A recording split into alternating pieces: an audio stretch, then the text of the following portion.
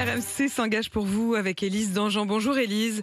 Vous nous faites des révélations ce matin sur les implants Essure. Mais d'abord, de quoi est-ce qu'on parle exactement? Essure, c'est un moyen de contraception définitive, un petit ressort implanté dans les trompes de Fallope, porté par près de 200 000 femmes en France. Suite à une déferlante de signalements en 2017, l'ANSM, l'agence de sécurité du médicament, demande l'arrêt des implantations.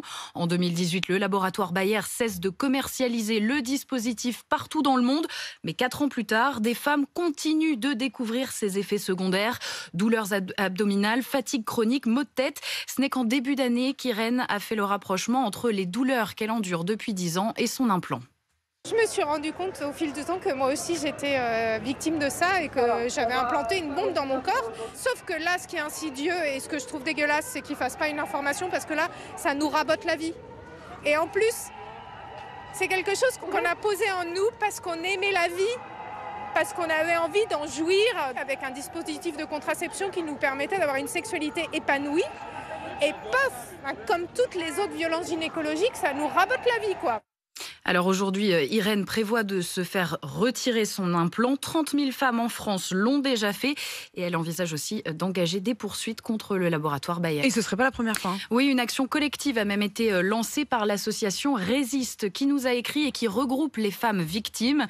Mais la justice n'a pas suivi. Comme souvent dans ce type de dossier, il est très difficile de prouver le lien entre l'implant et les effets secondaires. Pas de quoi décourager les femmes de se battre. C'est une information RMC que l'on vous révèle ce matin.